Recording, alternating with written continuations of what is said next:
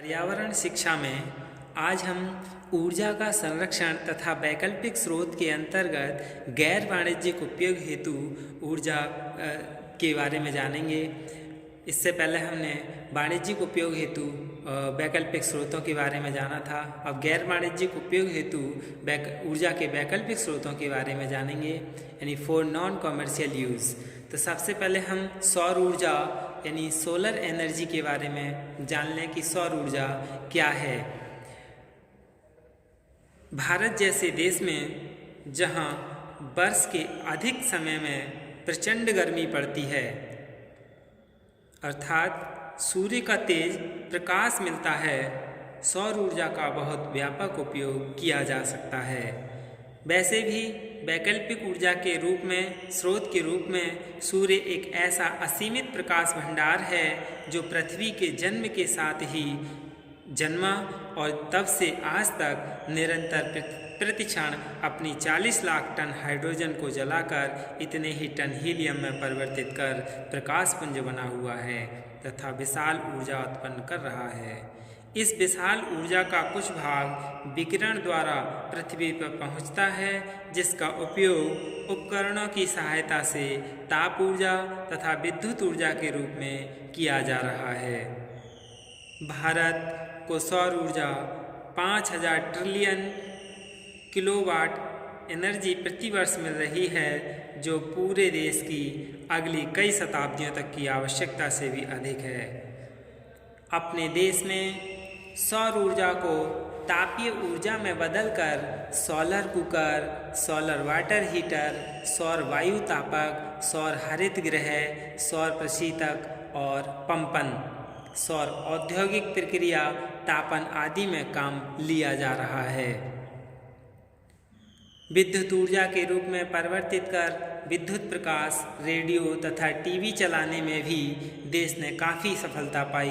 भारत में इन उपयोगों की जनता तक पहुंचाने हेतु 20 गांवों को सोलर गांव का रूप दिया है, जहां जल पंप, घरेलू प्रकाश, सड़कों के खंभों की लाइटें, सामुदायिक टीवी और विद्युत के सहारे चल रहे हैं। धीरे धीरे इसकी आम आदमी द्वारा रुचिपूर्वक प्रयोग किए जाने लगे और यह सबसे ज़्यादा इसका प्रयोग भी होने लगा है।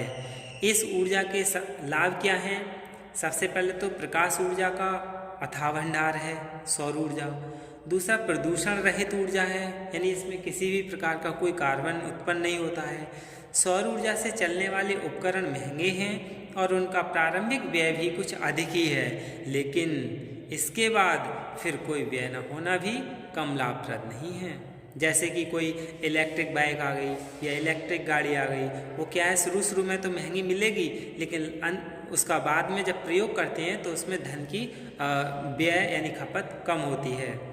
नए प्रयोगों में अन्नामलई विश्वविद्यालय जो IIT खड़गपुर में है, मुंबई कृषि विश्वविद्यालय लुधियाना ने सौर ड्रायर के प्रयोग से धान, मिर्चें, गोला आदि अनेक वस्तुओं को कम समय में सुखाकर व्यापार के लिए नई दिशा खोली है। खारे पानी को सौर ऊर्जा से मीठे पानी में परिवर्तन के प्रयोग भी सफल हो रहे हैं और यदि व्यापक रूप से इसमें सफलता प्राप्त हुई तो पानी की उपलब्धता की बहुत बड़ी परेशानी से छुटकारा मिल जाएगा। सबसे बड़ी यह बात होगी कि इसके लिए कोई बड़े संयंत्र की समस्या न होकर केवल गांव स्तर पर स्वनिर्मित उपकरण यानी इम्प्रोवाइज्ड एपरेटस से ही कार्य संभव हो सकेगा।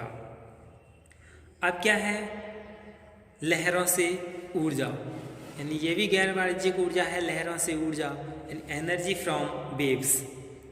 अब तक केवल भारत ने पहला, यानी यह जानकारी रखने वाले देश भारत ने पहला लहरों से ऊर्जा प्रोजेक्ट के संचालन में सफलता प्राप्त कर विश्व में अपनी प्राथमिकी दर्ज करा दी है।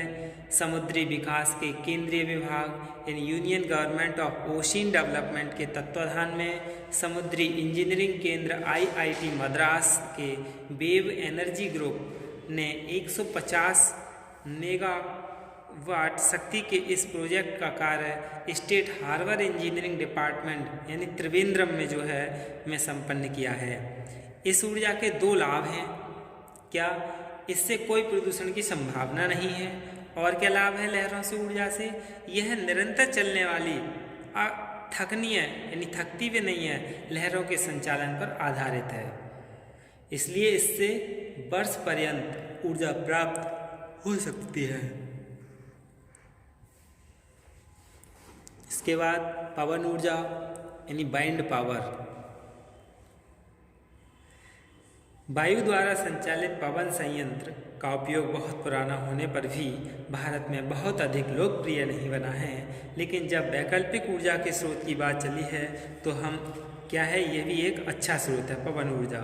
गुजरात, महाराष्ट्र, केरल, तमिलनाडु, उड़ीसा के समुद्री किनारों के पास जहाँ वायु वेग अधिक है वहाँ ये अत्यंत सफल हो सकती है। वर्तमान में मध्य भारत के गंगा सिंधु के मैदानी क्षेत्र में पवन ऊर्जा की सहायता से अनेक जगह 30 मीटर तक की गहराई से पानी खींचने तथा छोटे घरेलू आवश्यकता की पूर्ति कर देने वाले 2 किलोवाट पर आवर के विद्युत संयंत्र काम कर रहे हैं। फिर क्या है, वन उत्पाद लकड़ी से ऊर्जा यानी एनर्जी फ्रॉम फॉरेस्ट प्रोडक्ट। आज़ादी के बाद सन 1951 में भारत सरकार द्वारा अधिग्रहित वन क्षेत्र 75% माना गया, जो कुल भू क्षेत्र 329 का लगभग 23% है। इसमें से 60% मतलब 45 भाग को उन वन उत्पाद के रूप में प्रयोग करने हेतु अंकित किया गया तथा शेष 40% को रिजर्व क्षेत्र में रखा गया। इन अंकित वन क्षेत्रों में इमारती लकड़ी, खेल का सामान, फर्नीचर, रेल के डिब्बे और स्लीपर आदि के अलावा विशेष रूप से जिन जिन्सों पर अधिक व्यय हुआ है वे हैं जैसे घरेलू ईंधन और शवदाह। बड़े बड़े कारखानों की भट्टियों में लकड़ियों को काम में लिया जाता रहा है। एक सर्वेक्षण भी हुआ, इसमें केवल जलाऊ ईंधन के रूप में ही लगभग 126 मिलियन टन लकड़ी प्रतिवर्ष व्यय हो जाती है यानी खर्च हो जाती है। फिर है फसल अपशिष्ट तथा उपले यानी एग्रीकल्चर वेस्ट एंड कॉर्डन्स। यह देश कृषि प्रधान देश है। भारत की अधिकांश आबादी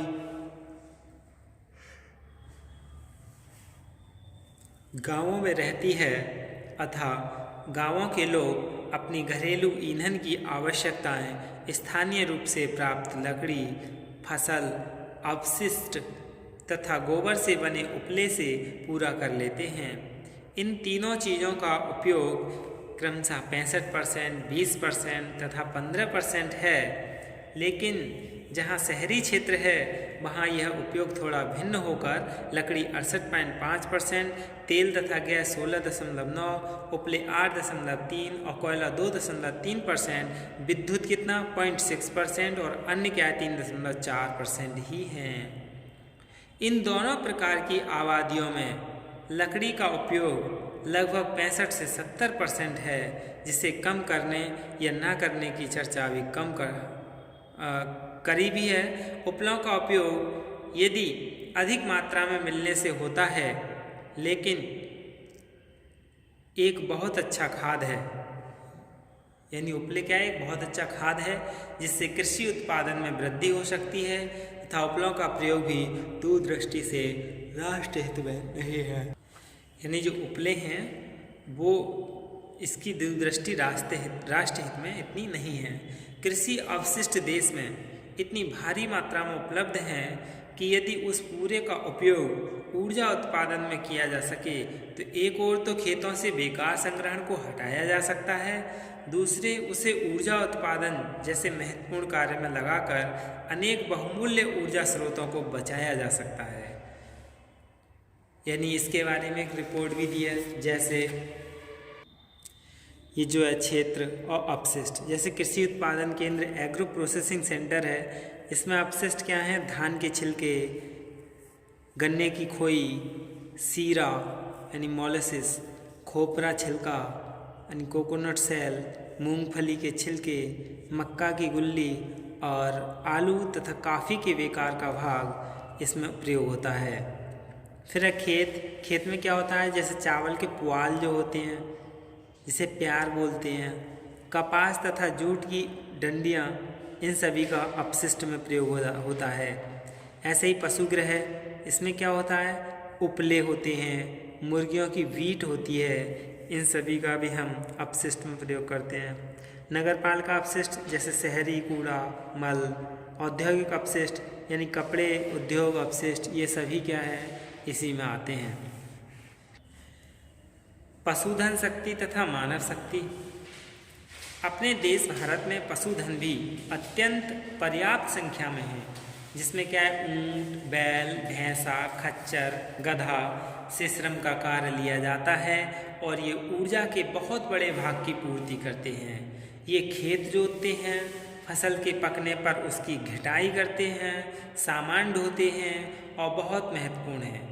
मनुष्य भी अपने पूरे दिन के कम से कम 8 घंटे का परिश्रम करके काफ़ी ऊर्जा में योगदान देता है। इसी तरह से बायोगैस है, यानी इसे भारत में गोबर गैस भी नाम से जानते हैं, पशुओं के गोबर से तैयार होती है। काफ़ी समय बाद कुछ अन्य पदार्थों जिससे मानव मल, स्वेद जो है, सब्जियों फलों की सड़ी हुई रद्दी, जलकुंभी, कृषि उद्योगों के अपशिष्ट आदि से भी तैयार किया जाने लगा है। बायोगैस संयंत्र कार्बनिक सेलुलोस के बिना वायु के किण्वन से निकलने वाली ज्वलनशील गैस मीथेन के सिद्धांत पर कार्य करती है। गोबर के प्रयोग से तैयार की गई गोबर गैस में 65% मीथेन, 30% कार्बन डाइऑक्साइड और 1% हाइड्रोजन सल्फाइड तथा अल्प मात्रा में ऑक्सीजन, हाइड्रोजन, नाइट्रोजन तथा कार्बन मोनोऑक्साइड गैसें होती हैं। गैस में पाई जाने वाली गंध हाइड्रोजन सल्फाइड के कारण होती है। यही क्या है, गैर वाणिज्यिक उपयोग हेतु ऊर्जा है, यानी जिससे हर कोई व्यक्ति अपनी सुविधा के लिए इस तरह की ऊर्जाओं का उत्पन्न कर सकता है। धन्यवाद।